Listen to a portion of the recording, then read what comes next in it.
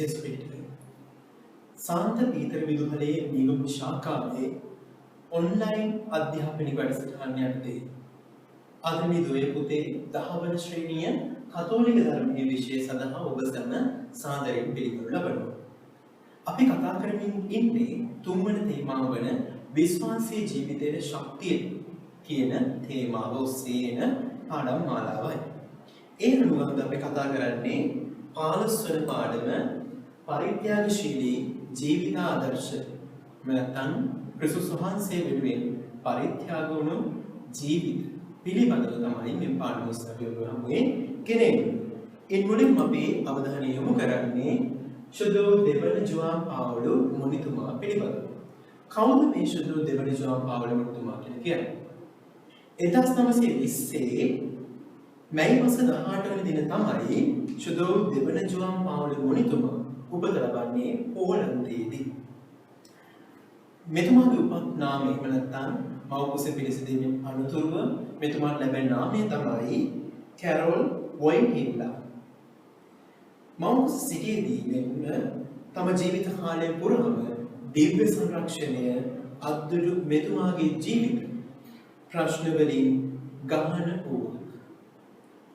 කෙතරම් බාධක මැදුවද තම අධ්‍යාපන කටයුතු සාර්ථක කරගන්න උසස් අධ්‍යාපනය ලැබීමට මේ දෙවන ජුවාන් එහෙම නැත්නම් කැරොල් වොයින්හිල්ලා මුනිතුමාට හැකියාව ලැබෙනවා.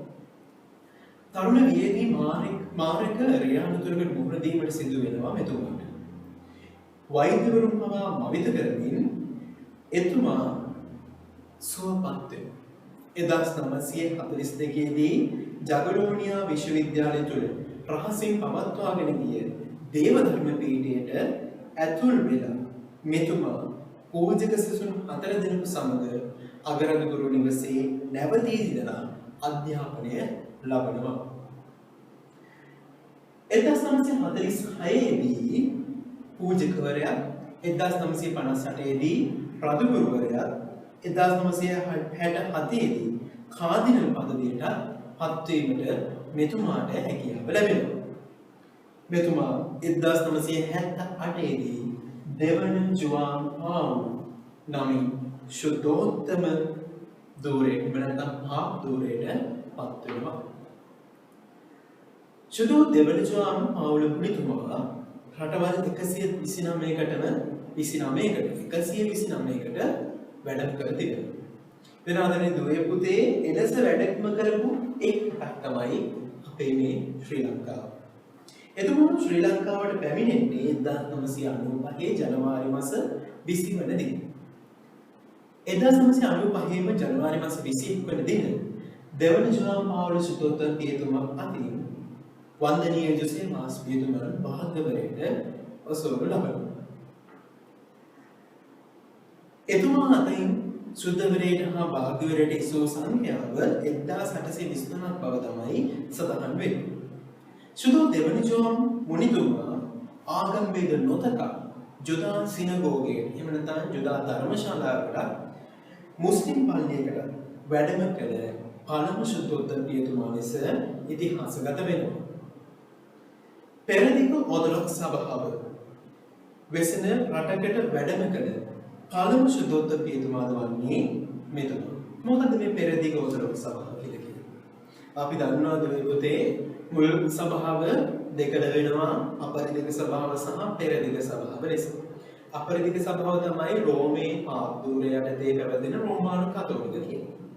පෙරදිග සභාව තමයි පෙරදිග ඕර්තොඩොක්ස් කියන සභාව. එතකොට මේ සභාව වෙන්වීමත් එක්ක මේ මෙතුමාට හැකියාව ලැබෙනවා කිතුණුවන් බහුතරයක් වෙසෙන රටමක කිතුණුවන් නොවන කතෝලිකයන් නොවන අය සිටින රටකට මෙතුමා වැඩම කරනවා. විශ්ව ලේඛන 14ක් මෙන්ම අපොස්තලික ලේඛන 110ක් ඒ වගේම අපොස්තලික අනුශාසනා 11ක් වෙනත් බොහෝ ලිපිද දෙවන ජුවාන් පාවුලු මුනිතුමා විසින් රචනා කර තිබෙනවා. එතුමා විසින් රචිත බලාපොරොත්තු එළිපි එහෙම නැත්නම් Crossing the Threshold of Hope නැවති පොත භාෂා 40කට පරිවර්තනය වී පිටපත් මිලියන ගණන් අලෙවි වී තිබෙනවා. දෙවන ජෝන් පවුලස් ශුද්ධෝත්තම පියතුමා නැගෙනහිර හා බටහිර ජර්මනිය වෙන් කරලා තිබුණු බර්ලින් තාපය කඩා දමා නැත්නම් බිඳ දමා රට එක්සේසත් කිරීමට පුරෝගාමී වී කටයුතු කරනවා.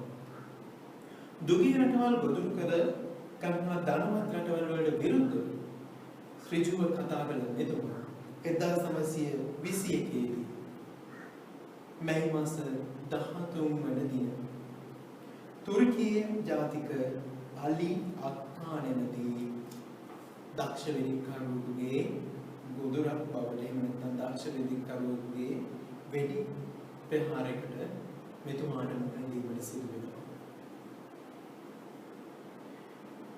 එතුමා මරණයෙන් ගැලවෙන්නේ ක්‍රිස්තුස් වහන්සේගේ දිව්‍ය සංරක්ෂණය. සිනමැදිරියට ගොස් අලි අක්කරට සමව දීමට පවා එතුමා මැනි වෙන්නේ නැහැ.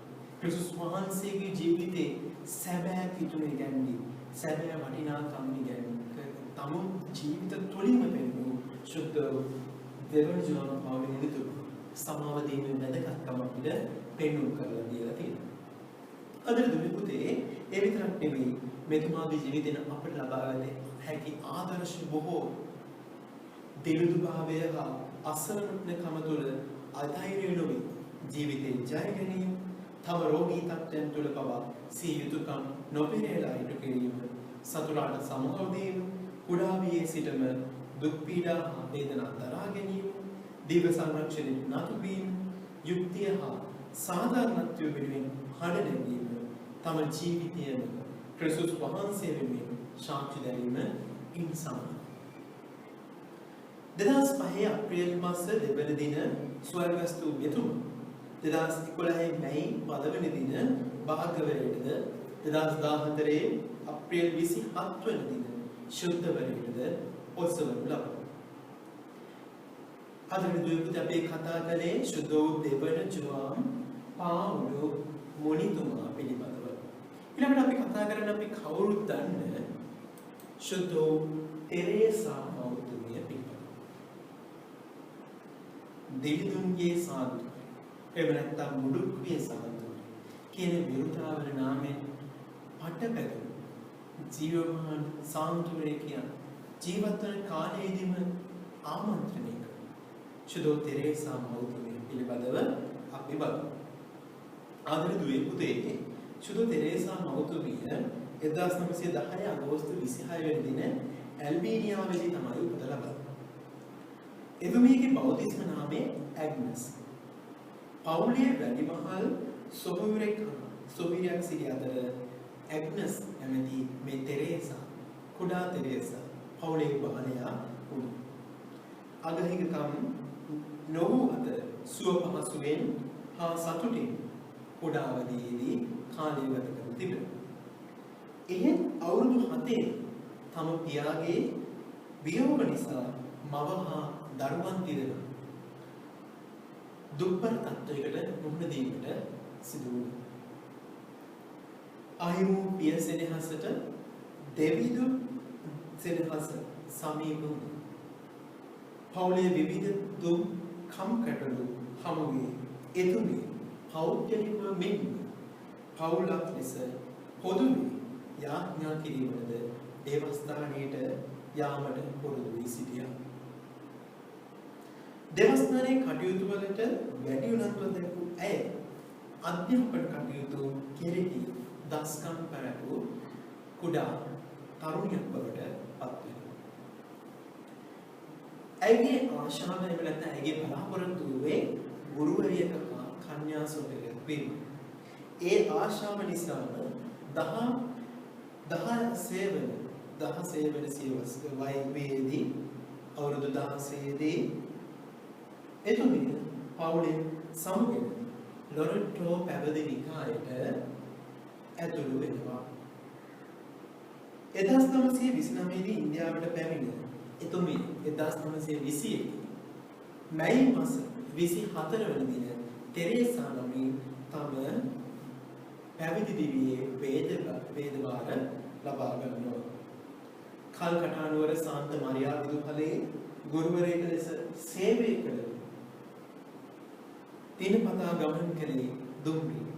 ඒ දුම්රිය ගමන් කරද්දී ඇයගේ අවධානය යොමු වන්නේ ඒ දුම්රිය මාර්ගයේ දෙපැත්තේ ඉන්න අසරණයන් වෙනුවෙන්.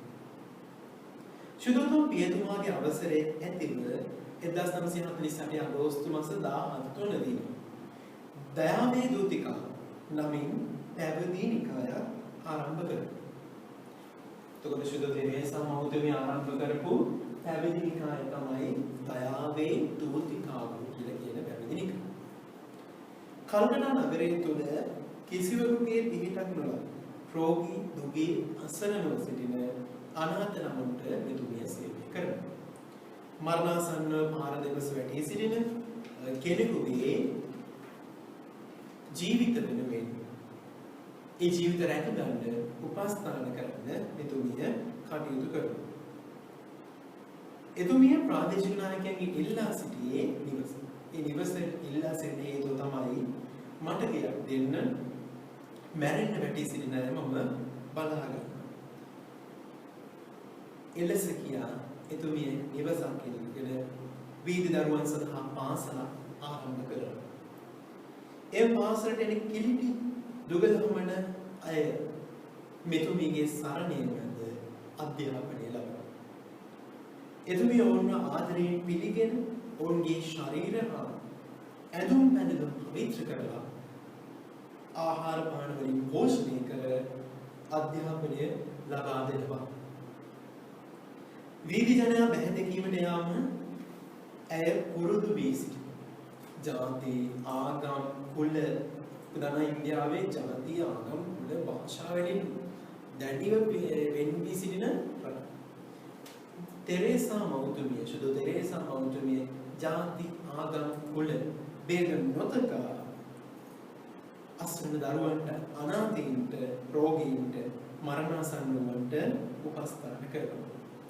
තමා සන්තක තිබූ රුපියල් 5ක මුදලින් ආරම්භ කළ සමාජ සත්කාරයට ලැබුණු මහත් දේවාශිර්වාද නිසා අද වෙන විට තෙරේසා මෞතුමියගේ මේ දේව සේවය වර්ධනය වෙනවා. තෙරේසා මෞතුමිය සමාජයෙන් කොටු කරන ලද ඒඩ්ස් නම් රෝගීන් ඔවුන්ටද උපස්ථාන කිරීමට කටයුතු කරනවා. ඇතැම් විට මරා දමන විට පිළිකුල් කරන විට ඔවුන් ආරෝග්‍ය ශාලාවලට පවා බාර ගැනීමට අධිමදි කරන විට තෙරේසා මෞතුමිය ඔවුන් රැක බලා ගැනීමට නිව්යෝර්ක් නුවර නගරාධිපතිව හමු වෙලා එතුමිය නිවසක් ඉල්ලා සිටිනවා. එම ඉල්ලීම අනුව ලැබුණු නිවසේදී ඒඩ්ස් රෝගීන් වෙනුවෙන් රැක බලා ගැනීම මධ්‍යස්ථානයක් එතුමිය පිළිගන්නවා. 1985 ඒඩ්ස් රෝගීන් සඳහා පළමු නිවහන නිව්යෝර්ක් නුවර පිහිටවන්නේ මේ තෙරේසා මෞතුමියගේ මැදිහත්ම මතය. ධර්මතුන් කියන පාදකයෝගේද තම නායක කන්‍යා සොහොයුරියන්ගේද උපකාරය එතුමාට නොවන ලැබුණා. ආදරය හිමියන්ට ආදරයද රැකවරණයද දීම තමයි සුදු තෙරේසා මෞතුමියගේ මුඛ්‍ය පරමාර්ථය වුණේ. තෙරාදර දුවේ පුතේ ක්‍රිස්තුස් වහන්සේගේ කල්වාරි යාගයට තම ජීවිතයෙන් සාක්ෂි දරුණු මෙතුමිය අසරණ සරණ දූතිකා දයාවේ දූතිකා ජීවමාන සාන්තුවරය යන බිරුදාවල නාම වලින් හඳුන්වනු ලබනවා. 1997 සැප්තැම්බර් මාස 5 වන දින මෙතුමිය ස්වර්ගස්ථ වෙනවා. 2003 ඔක්තෝබර් මාස 19 වන දින කලින් කතා කරපු ශුද්ධ දෙවන ජෝන් පවුල් මුනිතුමා මෙතුමිය බාහිරට ඔසු 2014 දී මෙතුමියව පළමුවන ප්‍රැන්සිස් ශුද්ධෝත්තම පියතුමා විසින් ශුද්ධවරයට ඔසවනු ලබනවා. හදනි දුවේ පුතේ පොඩ කල්පනා කරලා බලන්න මේ ජීවිත ආදර්ශයන් දෙක පිළිබඳව. අපි ගැඹුරු භාවනාවකට යමු. ශුද්ධ දෙවන ජෝන් පවුල් මුනිතුමා සුදු දෙවන ජාන පාවල මුනිතුමාගේ ජීවිතය තුළින් අප ලැබුණේ කුමන අත්දැකීම්ද? එතුමා අපිට කිව්වේ මොකක්ද? එතුමාට වෙඩි තියපු ඒ අලි අක්කා කියන තුර්කි ජාතික බබතුමා සමාව දුන්නා. ඒ මහත් දයාවේ සේවාවන් තුළ නිරතව කටයුතු කළා. සුදු සභාවේ උන්නතිය වෙනුවෙන් තම ජීවිතේ පරිත්‍යාග කළා.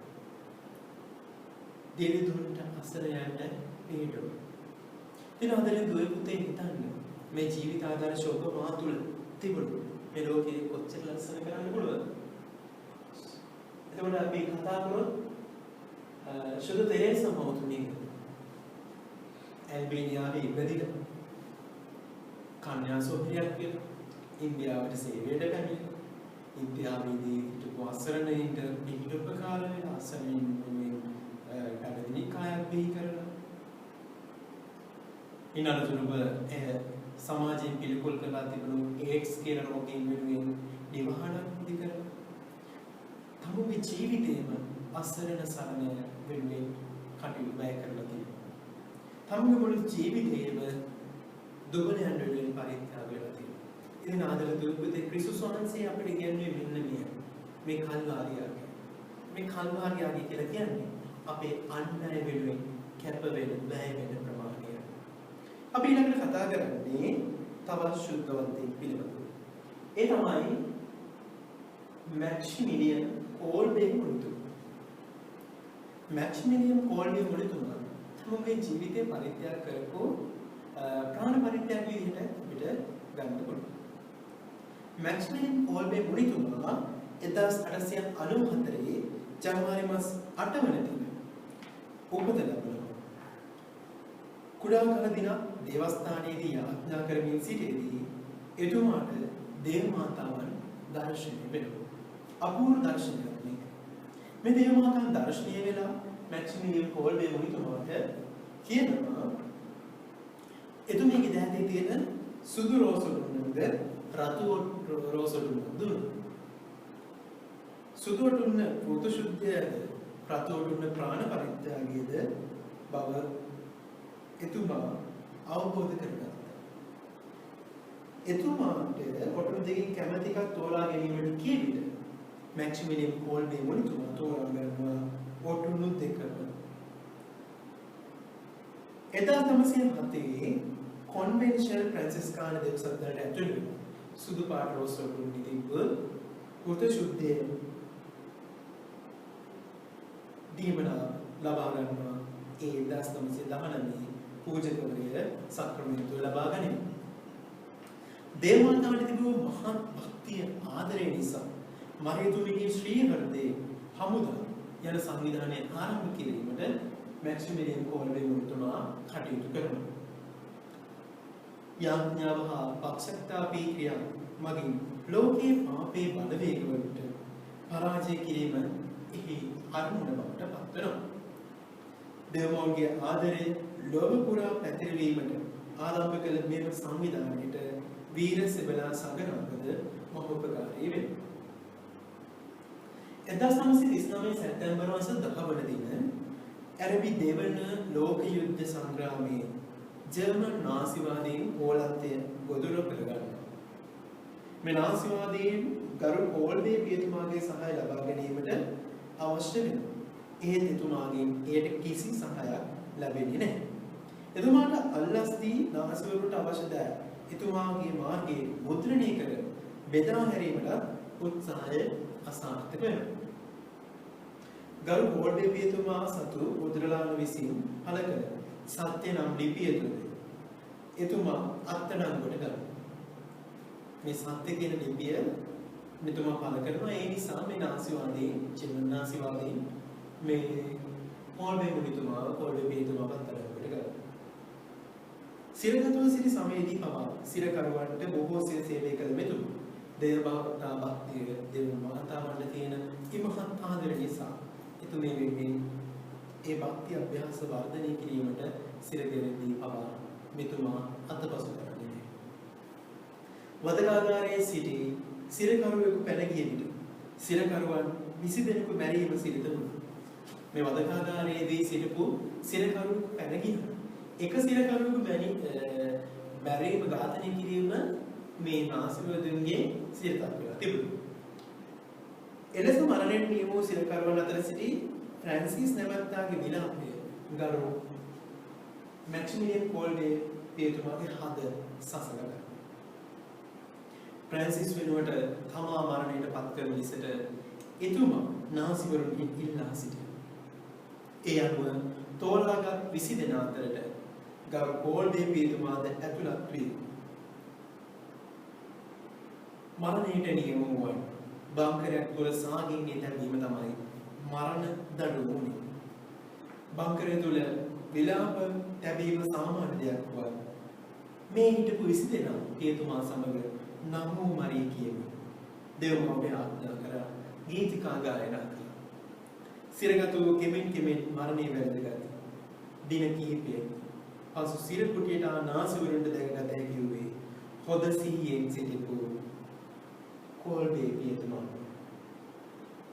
එම නිසා මේ නාසවරුන් කෝල්ඩේ පියතුමා මරණයට පත් වෙන්නේ නැති නිසා එතුමාගේ ශරීරයට විෂ ඇතුළත් කරලා මරණයට පත් කරනවා.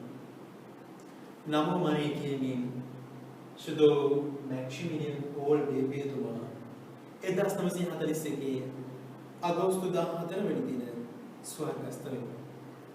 මෙතුමා 1971 ඔක්තෝබර් 13 වෙනි දින අතිඋතුම් 6 වෙනි පාවන සුද්ධෝත්තම පියතුමා විසින් භාග්‍යවරයට ඔසවා 1982 දෙවන ජුවම් පාවන සුද්ධෝත්තම පියතුමා විසින් ශුද්ධවරයට ඔසවනු ලබනවා. මැක්සිමිලියන් කෝල්ඩේ තුමාගේ ජීවිත ආදර්ශය ක්‍රිස්තුස් වහන්සේගේ ජීවිතය තුළ තිබූ ඒ ආදර්ශය. ඒ තමයි යමකු තමාගේ මිතුරන් උදෙසා දිවි පිදීමට වඩා උතුම් ප්‍රේමයක් තවත් නැති. අද දුවපුත් එක්ක පොඩ්ඩක් කල්පනා කරලා බලන්න අපේ මිතුරන් වෙනුවෙන් අපි මොනවද කරලා තියෙන්නේ? අපේ ජීවිත අපේ මිතුරන් වෙනුවෙන් අපේ සහෝදරයන් වෙනුවෙන් අපි පරිත්‍යාග කරනවා. අපි ඕන මොකක් හරි කරොත් අපි ඕන්ට එකට එක කරනවා. අපි ප්‍රේමය අප තුළ තියෙනවා. කවුරුද මම කියනවා? ඔබට මොන බලය තිබ්බත්, දිවස් වැකීමේ බලය තිබ්බත්, ප්‍රාතිහාර කිරීමේ බලය තිබ්බත් කිසිවක් වැඩක් නැහැ ඔබට ප්‍රේමය නැත්නම් කියලා. එහෙනම් මැක්සිමිලියන් කෝල්ඩේ වෙනතුමාගේ ඒ ජීවිත ආදර්ශයේ වාක්‍ය තමයි යම්කෝ තමාගේ මිතුරන් උදෙසා දෙවි පිදීම තරම් උතුම් ප්‍රේමයක් තවත් නැති. අද දෙවිපුතේ අපි දැන් කතා කරන්නේ අපේ රටේ අපේ දේශයේ ගරු පියතුමෙක් පිළිබඳව. මෙතුමා ශුද්ධවරයට ඔසවා නැත. ඉන්න පටලවගන්න පාදක දෙවිපුතේ අපි ශුද්ධවන්ත තුන්දෙනෙක් කතා කරේ. ශුද්ධෝ දෙවන ජෝන් පවුල මුනිතුමා, ශුද්ධෝ තෙරේසා මහතුමිය, ශුද්ධෝ මැක්සිමිලියන් කෝල්ඩේ මුනිතුමා. මෙතුමා අපේ ගරු මයිකල් රොඩ්රිගෝ නිමල් මරියානි කායක පියතුමා පිළිබඳව තමයි දැන් කතාවට ලක් කරන්නේ. මයිකල් රොඩ්රිගෝ පියතුමා 1927 ජූනි 30 වෙනි දින දෙහිවල මධ්‍යම පාන්තික පවුලකට දාව උපත ලබනවා. ප්‍රාථමික අධ්‍යාපන දෙහිවල සාන්ත මරියා විද්‍යාලයෙන්ද, ද්විතීක අධ්‍යාපනය සාන්ත පීතර විදුහලෙන්ද, පසුව එතුමා එම විදුහලේම ගුරුවරයෙකු ලෙස කටයුතු කරනවා. නිමල් මරියානි කාර්යයට වැදිලා එතුමා වැඩිදුර අධ්‍යාපනය සඳහා රෝමේ හා පැරිස් විශ්වවිද්‍යාලවලට ඇතුළත් වෙනවා. 1954 ජූනි මාස 7 වෙනි දින පූජකවරය ලබා එතුමා පසුව අම්පිටිය ජාතික දෙව්සත්හලේ කතිකාචාර්යවරයෙකු ලෙස සේවයට බැඳෙනවා. පැරිස් විශ්වවිද්‍යාලයේ කතිකාචාර්ය ධුර ලැබුවද ඒ ප්‍රතික්ෂේප කරලා එතුමාගේ සේවය මෙරටට යොමු වුණා. ඒ සේවය සඳහා යොමු ශ්‍රේෂ්ඨයන් කිහිපයක් තියෙනවා. එක පූජක දිවිය. එනම් පූජක සේවක නැත්නම් සේවක පූජකත්වයට පූජක පුහුණු වන අය ගෙනෙනවා. ආර්ථික හා සමාජීය වශයෙන් දෙවිතු ජනතාවගේ ගැටලු වලට විසඳුම් සෙවීම. තවනි ප්‍රශ්න වෙනුවෙන් ඉදිරිපත් වේ. බෞද්ධ හා කිතුණු ආගම් අතර සුවදතාවය වගේම සහයෝගීතාවය වර්ධනය කිරීම. ජනවන්දනාව දේශීයකරණය කිරීමට මෙතුමා මහඟු කාර්යයක් සිදු කරනවා. සාධාරණත්වයේ මත පදනම් වූ සමාජයක් බිහි කිරීමට එතුමා කටයුතු කරනවා. පූජක ජීවිතය තුළ වෙනසක් ඇති කරගමින් 1973 නවආරක දෙව්සන්තරා කොළඹ පිහිටවනු ලබනවා. පසුව බදුල්ල රජගුරු පදවියේ බණ්ඩාරවල නගරයේ සේවක සෙවල නැමැති ස්ථානයේ එවැනිම දෙව්සන්තරා පවත්වාගෙන යමින් පූජක සේවයේ ජනතා හද ගැසෙන ළම්විනාරී ගොඩනැගීමට මෙතුමා වෙහෙස දරනවා. ගරු මයිකල් රොඩ්රිගෝ නිමලවරිය නිකායක පියතුමා බදුල්ල රජගුරු පදවිය තුළ දරිද්‍රතාවයේ හේතු කොටගෙන පීඩා විඳින ජනතාව සඳහා බුත්තල අලු කල විට සුබ සෙන්ගිදරම වාසස්ථානයේ පිහිටුව අතර එහිදී පහස් සදහන් මේ කියන දූත ක්‍රියාවන් සිදු කරනවා. දිලිඳුන්ගේ පැත්ත ගනිමින් දිලිඳුකම තුල මාංශගත වෙමින් දිලිඳුකම ජය ගැනීමට මාර්ගයක් සොයීම, අයුක්තිය හා අසාධාරණයට එරෙහිව දිලිඳුකගේ ජනතාව වෙනුවෙන් හඬ නැගීම, ආර්ථික හා සමාජීය වශයෙන් දිලිඳුකම අත්දකින ජනතාව තම ගැටලු ඉදිරිපත් කළ හැකි හා ඒවාට විසඳුම් සොයන මධ්‍යස්ථානයක් ලෙස පවත්වාගෙන යාම, ප්‍රදේශයේ සිටින විවිධ පූජකවරුන් වෙනුවෙන් මෙතුමා සේවය කරනවා. ඒ විතරක් නෙමෙයි යාචකින් පුනරුත්ථාපනය කළ ශ්‍රබම් අභිමානී පිරිසක් බවට පත් කරනවා. විවිධ තාඩන පීඩන ලක් සිට නිදහස් කිරීමටද මයිකල් රොඩ්රිගෝ මෙතුමා කටයුතු කරනවා. මේ ආකාරයට දින ජනතාව මුල් කරගනිමින් කරන ලද ව්‍යාපාර හරහා ප්‍රධාන කරුණු තුනක් ඉස්මතු කරගන්න පුළුවන්. වදුකාරු කරවන්න දෙසහඩක් නගනවා. සාමය හා සාධාරණත්වයෙන් වෙනුවෙන් හඬ නගනවා. ප්‍රජාවගේ මානව අයිතිවාසිකම් හා මානව සංවර්ධනය වෙනුවෙන් හඬ නගනවා.